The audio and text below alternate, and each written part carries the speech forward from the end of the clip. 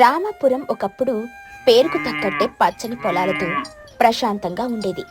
కాని వానలు సరిగ్గా లేక ఊరికల తప్పింది. అయినా ఊరి ప్రజలు కష్టపడి బ్రతికే రకం. ఆ ఊరిలో రామయ్య అనే ఒక రైతుండేవాడు. అతనికున్నది 2 ఎకరాల పొలమే. అయినా దాన్ని నమ్ముకుని నిజాయితీగా బతికేవాడు. ఊరి మంచి చెడులలో ముందుండేవాడు. కాని అదే ఊరిలో భద్రయ్య అనే మరొక ఆసామి ఉండేవాడు. పేరుకు ఆసామే కాని అతన్ని ఊరంతా బద్దకయ్య అని పిలిచేవారు. భద్రయ్యకున్న ఆస్తికి తక్కువ లేదు. కాని వంగి పనిచేయడమంటే అతనికి ప్రాణం పోయినంత పని. అతని భార్య శాంతమ్మ భర్త తీరుకు విసిగిపోయినా భయభక్తులతో అతనికి సేవ చేస్తూ ఉండేది.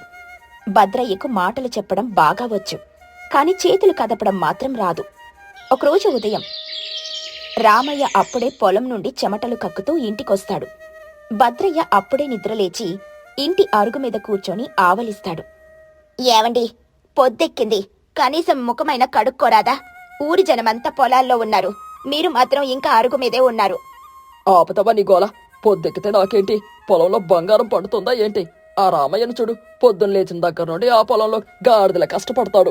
ఏం బాగుపడ్డాడు వాడు? నేను ఇంచుమించు ఒకేలా ఉన్నాం. కష్టపడినా కష్టపడకపోయినా రాతలో ఏదుంటే అదే జరుగుతుంది. రాతలో ఉంది కదానని ఇంట్లో కూర్చుంటే గింజలైనా వస్తాయా? మీరు పని చేయకపోవడం వల్ల మన పొలం బీడు పడింది. కనీసం ఆ రామయ్యను చూసైనా మారండి. భద్రయ్య కోపంగా, వాడిని చూసి నేను మారడమా? వాడి బతికేంటి, నా బతికేంటి?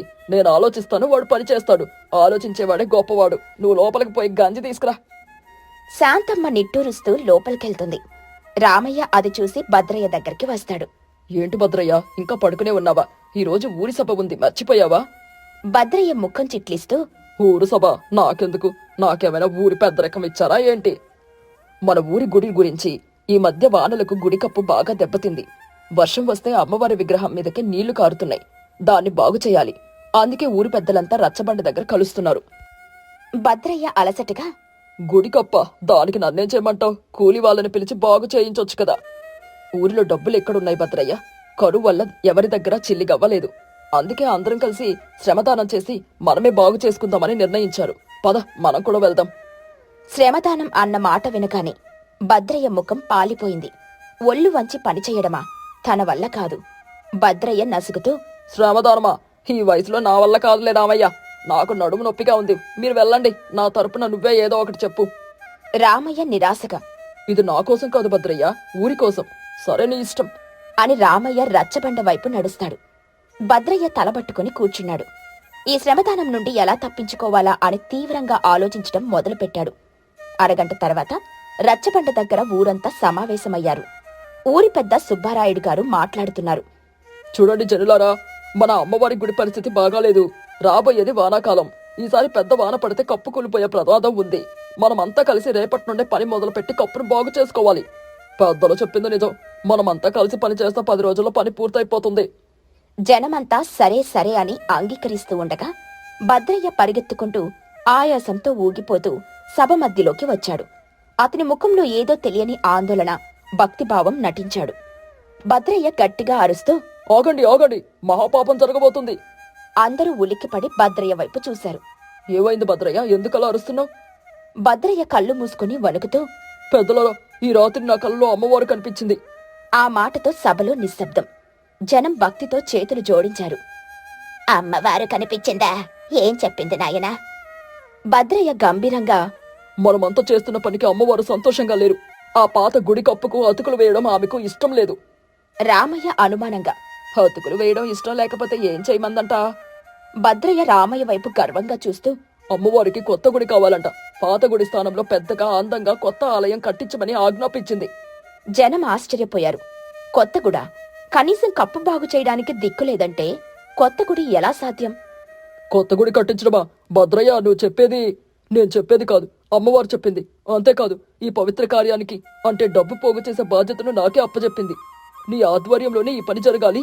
ఊరంతా చందాలు వేసి నా ఆలయాన్ని నిర్మించాలి. శ్రమదానం కాదు, ధనదానం ముఖ్యం అని చెప్పింది. ఈ మాట వినగానే భద్రయ్య అసలు ఉద్దేశం రామయ్యకు అర్థమైంది. శ్రమదానం నుండి తప్పించుకోవడానికి ఇదొక ఎత్తుగడ అనిపించింది.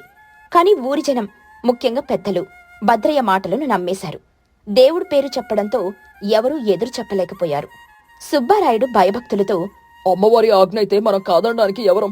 సరే భద్రయ్య, నువ్వు చెప్పినట్టే చేద్దాం. రేపటి నుండి శ్రమదానం ఆపేద్దాం. గుడి నిర్మాణం కోసం చందాలు వసూలు చేద్దాం. ఆ బాధ్యత నీదే. భద్రయ్య గర్వంగా. అంతా అమ్మవారి దయ. రామయ్య ఏదో చెప్పబోయాడు. కాని సుబ్బారాయుడు అతన్ని వారించాడు. దైవకార్యానికి అడ్డు చెప్పకు రామయ్య అన్నాడు. రామయ్య మౌనంగా ఉండిపోయాడు. భద్రయ్య ముఖంలో గెలుపు నవ్వు. శ్రమ నుండి తప్పించుకున్నాడు. పైగా ఇప్పుడు డబ్బు వసూలు చేసే అధికారం కూడా దొరికింది. మరుసటి రోజు నుండి భద్రయ్య పూర్తిగా మారిపోయాడు. తెల్లటి బట్టలు వేసుకుని, నుదిటిన పెద్ద కుంకుమ బొట్టు పెట్టుకుని, రసీదు పుస్తకం పట్టుకుని ఊరంతా తిరగడం మొదలుపెట్టాడు. ఒక ఇంటి ముందు నిలబడి, అమ్మా తల్లి, అమ్మవారి గుడి కట్టిస్తున్నాం. దైవ సంకల్పం. మీ వంతు చందా ఇచ్చి పుణ్యం కట్టుకోండి.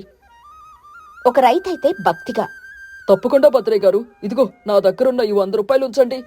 భద్రయ్య డబ్బు తీసుకుని, నీకు అమ్మవారి దయ ఎల్లప్పుడూ ఉంటుంది. కాని రసీదు పుస్తకంలో మాత్రం 10 రూపాయలని రాసుకున్నాడు. మరో ఇంటి దగ్గర, నాయనా భద్రయ్య, నా దగ్గర డబ్బు లేదు కాని నా పాత వెండి కడియాలున్నాయి, అమ్మవారికి సమర్పిస్తున్నాను. భద్రయ్య కడియాలను తీసుకుని కళ్ళకు అద్దుకుంటూ, ఓహో, నీ భక్తి అంత గొప్ప తల్లి. నీకు స్వర్గంలో చోటు ఖాయం. కడియాలను తన జోబులో వేసుకున్నాడు. ఇలా ఊరంతా తిరిగాడు. జనం భక్తితో కొత్త గుడి కడుతున్నారన్న ఆశతో తమకు తోచిందిచ్చారు. కొందరు డబ్బు, కొందరు బంగారం, కొందరు ధాన్యం ఇచ్చారు. భద్రయ్య అన్నిటినీ తీసుకున్నాడు. కాని లెక్కలు మాత్రం తప్పుగా రాశాడు. ఆ రోజు రాత్రి ఇంట్లో శాంతమ్మ డబ్బు మూటను చూసి, ఏవండి, ఇంత డబ్బు పోగైందా? పాపమండి, జన కష్టాల్లో కూడా గుడి కోసం ఎంత ఇస్తున్నారో. భద్రయ్య డబ్బు లెక్కిస్తూ, వాళ్ళు గుడి కోసం ఇస్తున్నారు, మనం మన కోసం వాడుకుంటున్నాం. ఇందులో తప్పేముంది? వాళ్ళకు పుణ్యం, మనకు డబ్బు. శాంతమ్మ భయంతో, ఏవండి, దేవుడి సొమ్ము తింటే పురుగులు పడిపోతాం. ఇది మోసం. అమ్మవారి పేరు చెప్పి మీరు. భద్రయ్య కోపంగా అరుస్తూ, నోర్మై, నేను ఎవరిని బలవంతం చేయలేదు. వాళ్లే ఇచ్చారు, నేను తీసుకున్నాను. ఈ డబ్బుతో మనం పట్నంలో ఇల్లు కొనుక్కుందాం. ఈ పల్లెటూరు బతుకు నాకు నచ్చలేదు. శాంతమ్మ ఏడుస్తూ, నాకీ పాపం వద్దండి, మీరు చేస్తున్నది ద్రోహం. భద్రయ్య నవ్వుతూ, ఇది ద్రోహం కాదు, తెలివి. కష్టపడేవాడు గాడిద, ఇలా తెలివిగా సంపాదించేవాడే మనిషి. భద్రయ్య ఆ డబ్బుతో పక్క ఊరి సంతకు వెళ్లి మంచి బట్టలు, తిరుబండారాలు కొనుక్కొని రావడం మొదలుపెట్టాడు.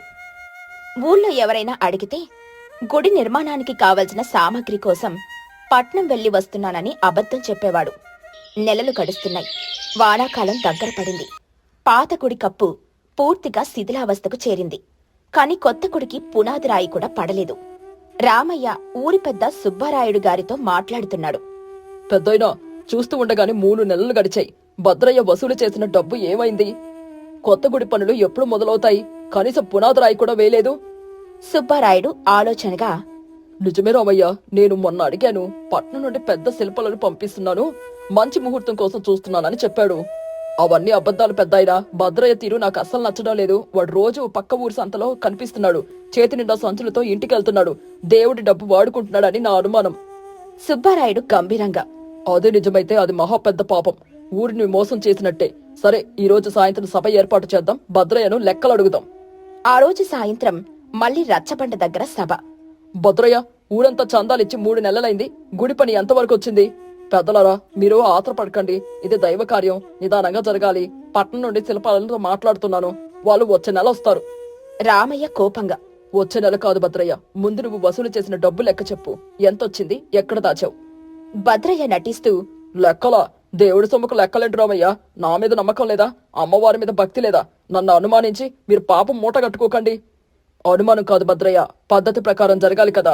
ఎంత వచ్చిందో చెబితే ఇంకా ఎంత కావాలో తెలుస్తుంది. భద్రయ్య కోపంగా, నేను లెక్కలు చెప్పను. నన్ను నమ్మితే నమ్మండి, లేదంటే ఈ బాధ్యత నుండి నేను తప్పుకుంటాను. ఆ డబ్బుకు మాత్రం నేను ముట్టుకోను. అది అమ్మవారి సొమ్ము అని కోపంగా లేచి వెళ్లిపోయాడు. జనం మళ్లీ సందిగ్ధంలో పడ్డారు.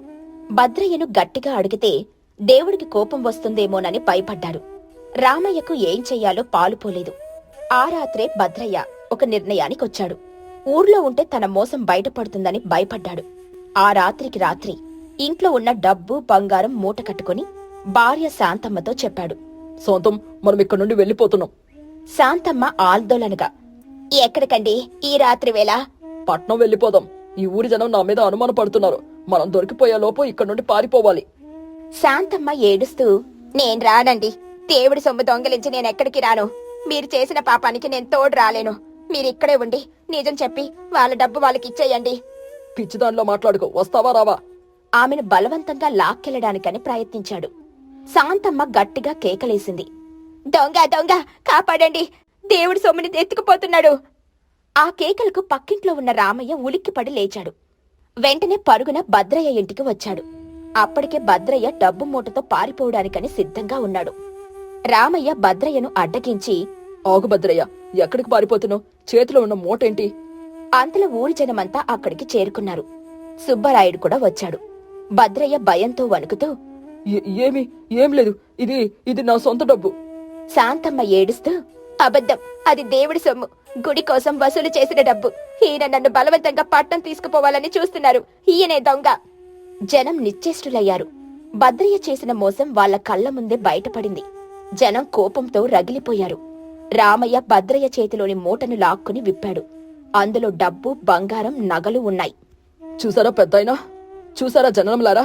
శ్రమదానం నుండి తప్పించుకోవడానికి దేవుడి పేరు చెప్పి మనందర్నీ ఎలా మోసం చేశాడో. సుబ్బారాయుడు కోపంతో, చి భద్రయ్య, ఎంత పని చేశావురా? దేవుడి పేరు చెప్పి మా భక్తిని అడ్డం పెట్టుకుని మోసం చేస్తావా? నిన్ను! జనం భద్రయ్యను కొట్టడానికని ముందుకొచ్చారు. రామయ్య వాళ్లను ఆపి, ఆగండి, కొట్టి లాభం లేదు, వీడికి తగిన శిక్ష పడాలి. కాని ముందు మనం చెయ్యాల్సిన పని ఉంది. ఆ రాత్రి ఆకాశం నల్లబడింది. పెద్ద ఉరుములతో కుండపోత వర్షం మొదలైంది. భద్రయ్య చేసిన మోసానికి దేవుడే ఆగ్రహించినట్టుగా ఉంది ఆ వాన. పాత గుడి కప్పు ఆ వాన దెబ్బకు పూర్తిగా కూలిపోయింది. అమ్మవారి విగ్రహం తడిసి ముద్దయింది. మరుసటి రోజు ఉదయం ఊరంతా ఆ శిథిలాల దగ్గర చేరారు. వారి కళ్లల్లో పశ్చాత్తాపం ఉంది. సుబ్బారాయుడు తలదించుకుని, ఇదంతా మన తప్పు. కష్టపడ్డానికి బద్దకించి ఒక సోమరిపోతు చెప్పిన దైవకళ అనే అబద్ధాన్ని నమ్మాం. అమ్మవారే మనల్ని శిక్షించింది. జరిగిందేదో జరిగిపోయింది. ఇప్పుడు మనం చెయ్యాల్సింది ఏడవడం కాదు. భద్రయ్య దగ్గర దొరికిన డబ్బుతో గుడిని కట్టేయలేం. కాని మన చేతుల్లో ఉన్నాయి. మన సంకల్పం ఉంది. ఇప్పటికైనా మనం శ్రమదానం మొదలు పెడదాం. ఆ మాటలకు ఊరంతా ఒక్కటయ్యారు. అవును, మనమే బాగు చేసుకుందాం అని ప్రతి ఒక్కరూ కదిలారు. రామయ్య నాయకత్వంలో ఊరంతా పారలు, గడ్డపారలు పట్టుకుని పని మొదలుపెట్టారు. భద్రయ్యను ఊరి నుండి వెలివేయలేదు. కాని అతనికి అసలైన శిక్ష వేశారు. అతను కూడా అందరితో పాటు పనిచెయ్యాలి. అది కూడా అందరికంటే ఎక్కువ బరువులు మోయాలి. భద్రయ్య బరువులు మోయలేక, నా వల్ల కాదు, నన్ను వదిలేయండి. తప్పదు భద్రయ్య, నువ్వు చేసిన మోసానికి ఇది చాలా చిన్న శిక్ష. నువ్వు కష్టపడకుండా తిన్న ప్రతి మెతుకు ఇప్పుడు చెమట రూపంలో బయటకు రావాలి. పనిచేయి. నెల రోజులు ఊరంతా కష్టపడింది. ఆడ మగ తేడా లేకుండా పనిచేశారు. భద్రయ్య కూడా వాళ్లతో పాటు మట్టి మోశాడు, రాళ్లెత్తాడు. అతని బద్ధకం పోయింది. చేసిన తప్పుకు పశ్చాత్తాపం దొరికింది. నెల రోజుల తర్వాత పాత గుడి స్థానంలో వాళ్ల శ్రమతో ఒక చిన్న అందమైన గుడి రూపుదిద్దుకుంది. అది కొత్త గుడి కాదు, కాని వాళ్ల చెమటతో కట్టిన ఆలయం. గుడి ప్రారంభోత్సవం రోజు ఊరంతా పండుగ చేసుకున్నారు. భద్రయ్య తలదించుకుని ఒక మూలన నిలబడ్డాడు. సుబ్బరాయుడు జనంతో, ఈ రోజు మనం నిజమైన పండుగ చేసుకుంటున్నాం. ఒక సోమరిపోత చేసిన మోసం మన కళ్ళు తెరిపించింది. దేవుడు మన నుండి ధనాన్ని కోరాడు. మన నిజాయితీని, మన నష్టాన్ని కోరుకుంటాడు.